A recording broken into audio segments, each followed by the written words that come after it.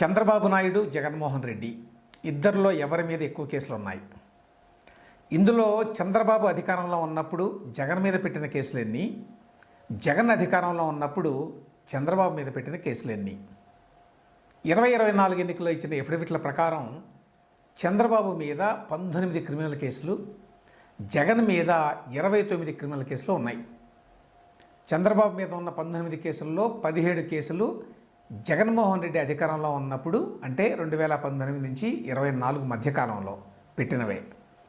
2010లో Babli project ఆందోళన సందర్భంగా నాందేడ్ పోలీసులు పెట్టిన కేసు, 2012లో ఆళ్లగడ్డ పోలీస్ స్టేషన్లో పెట్టిన కేసు, ఈ రెండు మాత్రమే అంతకు ముందువి.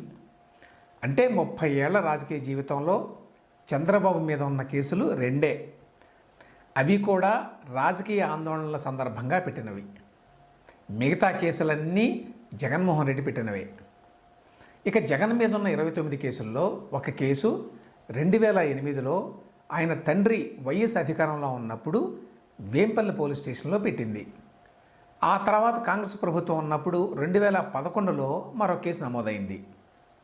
ఇక చంద్రబాబు అధికారంలో ఉన్నప్పుడు 2016-17 సమయంలో ఈ రాజకీయ కార్యకలాపాల నిర్వహణ సందర్భంగా జగన్ మీద 6 కేసులు నమోదైనాయి.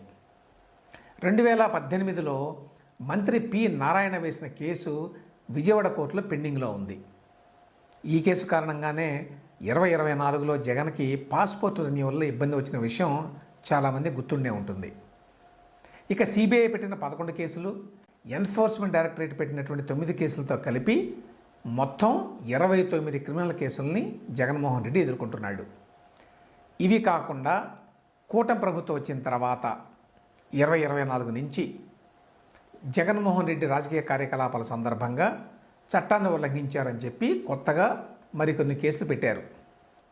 సో 2024 వరకే ఉన్న 29 కేసుల్లో చంద్రబాబు అధికారంలో ఉన్నప్పుడు జగన్ మీద పెట్టినవి 6 కేసులు అన్నమాట.